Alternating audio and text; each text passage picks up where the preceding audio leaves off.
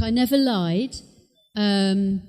Because people kept saying to me, "Oh, are you going to be in the 60th anniversary story? You know, I really hope you're in it." And I said, "Yeah, that would be really great, wouldn't it, if I was in the 60th anniversary story?" Because I wasn't. So it was the centenary. So I wasn't lying.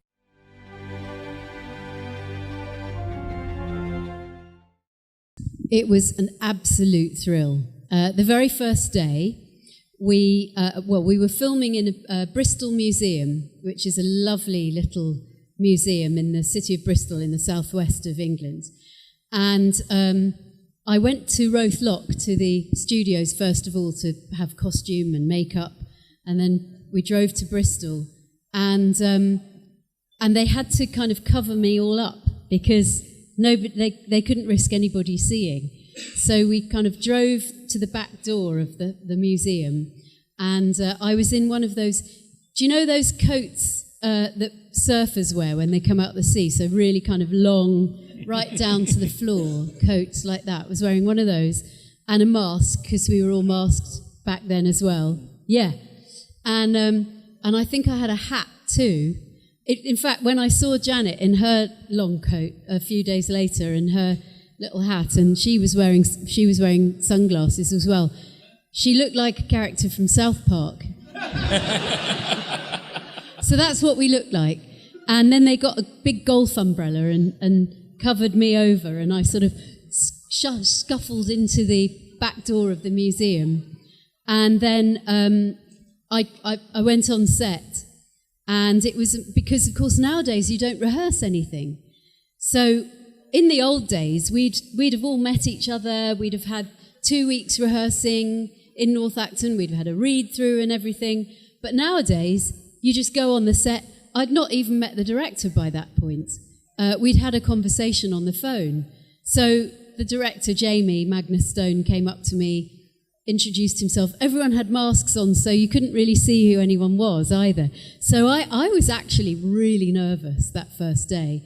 And the thing I was really nervous about was, can I remember lines anymore? Because, 2 children, menopause, lots of time has happened in between. Can my brain actually retain any information whatsoever? I doubt it. I'm sorry, who are you? Exactly. So I got onto the set. And the very first thing that happened was that the first assistant director just said, "Everybody just quiet a minute." He said, "I'd just like to say, welcome back, Sophie Aldred."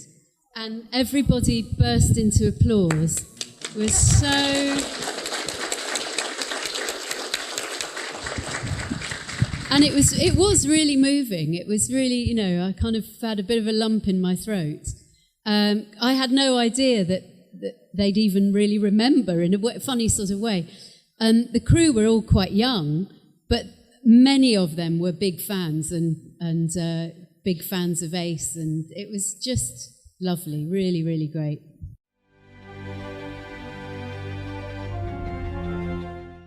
Well, the very first time that I met Jodie was on set for The Power of the Doctor. Yeah, and we didn't really talk about that. I was slightly. It was fantastic to meet her. She is a wonderful woman, full of energy and full of life and fun.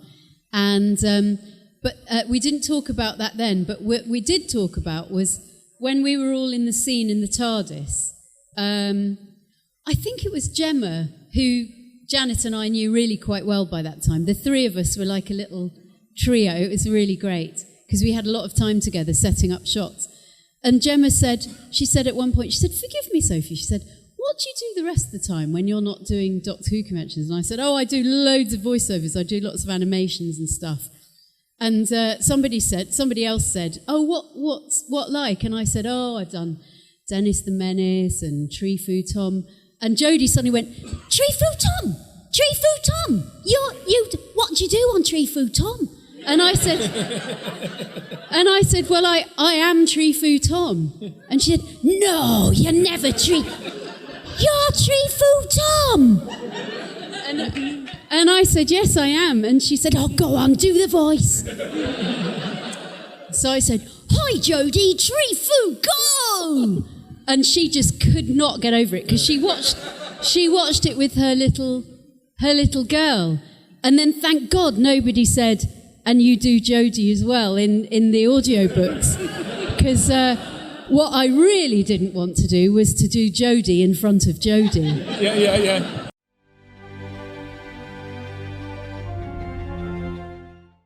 Well, when I read the script, again, it was one of those moments I thought, oh, yes, this is great. And we filmed it in 2 bits because the first part where I'm in the cave, I was actually in the cave, and we could never have got Sylvester to the place where we filmed it. I had to sort of scramble over some rocks. It was not dangerous, but it was kind of, the footing was very, very bad. And also the place where I was actually filming that particular part, Jamie had found this little tiny bit of rock, and I was pressed against the rock, and the camera was literally about that far in front of my face. There wasn't room for anybody else. So I did that, just me and the camera. But what I did ask for then was Barnaby Edwards, who's the inside of the Daleks and a wonderful actor. He was there as well that day, being Dalek. And I said to Jamie, the director, would it be okay if Barnaby read in the lines for Sylvester? Because otherwise, with the best will in the world, the assistant directors, they're not actors. It's not their job. But I knew that this would be a scene that I really, really wanted to get as good as it possibly could be. So there was Barnaby sitting on a rock, reading in Sylvester's lines, and it was great to have him there because he did a bit of a Sylvester impression. And it was very intimate, and I was just totally in my own world, imagining Sylvester there, that I was seeing Sylvester's face. So it was very emotional. And Jamie, the director, was absolutely thrilled with what I was doing, so that was great. And then I can't remember how many days or weeks later, but Sylvester was asked to come into the studio. And and he said, would you mind coming down to read the lines in for Sylvester? I said, no, that would be amazing. So I went down, and Sylvester was just standing there in his costume, and we were just like not that far apart from each other, and it was just really, really lovely to be with him again. What I didn't realise until, actually, the day that The Power of the Doctor came out, I got a lovely text from Russell T Davies and from Chris Chibnall as well.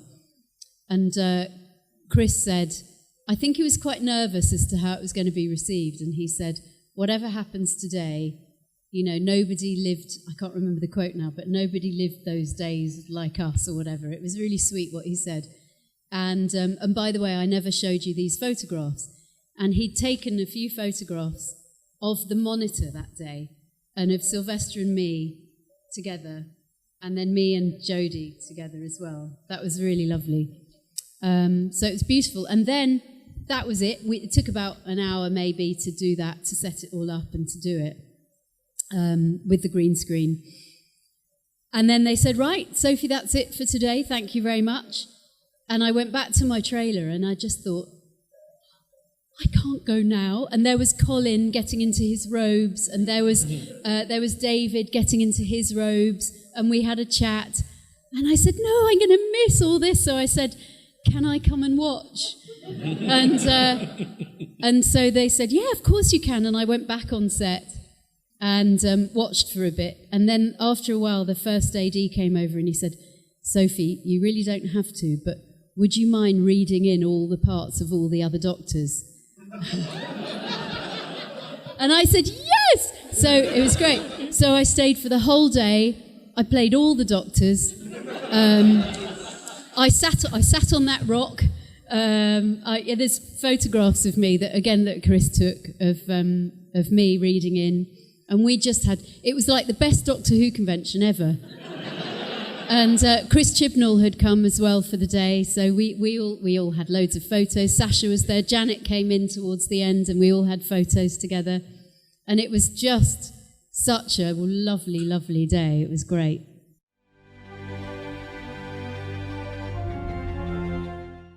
Yes, well, we were rushing towards the end of the day, and in those days, we used to finish at 10 o'clock on the dot, or the production would have to pay a lot of money. So, I was rushed over to the corner of the studio where this tank was waiting for me, climbed up the ladder. I was lowered into it by the visual effects guys on the top, and then they started pumping water in over my head. And Sylvester suddenly realised from the outside, from the front, that I couldn't hear anything. So he had these signals, was shouting, "Are you okay?" And I went, "Yes, I'm okay." I was very okay because it was warm water, and usually they put me in cold water, so I was very happy. And then the jacket, it floated a bit, so that was all right.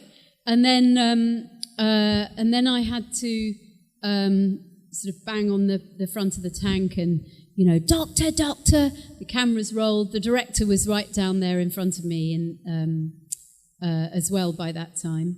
And I was just steadying myself on the front of the tank because I was floating by this time. And all of a sudden, I could just feel this crack under my hands like that. And it's amazing because on the actual video, you can see Sylvester reacts so quickly. He shouts at the top of his voice, "Get her out of there!" And that alerted the people at the top of the tank, the visual effects guys, to reach down. I don't know why, but I instinctively just put my arms up like that, and they hauled me out. And I could just see, it was extraordinary, I could see the glass, the front of the tank, kind of billowing out as the water pressure pushed, and it all just, the glass cracking and the broken glass and the water just spilling all over the studio floor, gallons and gallons and gallons of it. And then Sylvester shouted again at the top of his voice, "Switch the electricity off," because of course there were cables all over the floors and metal camera stands. So he saved quite a lot of lives that day. And what's even better is that I get to star in the BBC health and safety training video.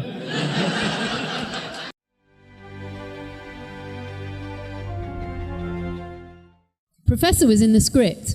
I know it annoyed a lot of people, but that was the intention. Ace is like, she's a 16-year-old girl annoying her elders and betters. And so when the professor says, "Don't call me professor," of course, what are you going to do? Yes. She does. She calls him doctor. That's what we decided. She'd call him doctor when the stakes get really high. But most of the time, it's to annoy him. This is Mick Wingert, and you're watching Fandom Spotlight. Be sure to like and subscribe, and don't forget to have fun and follow your fandom.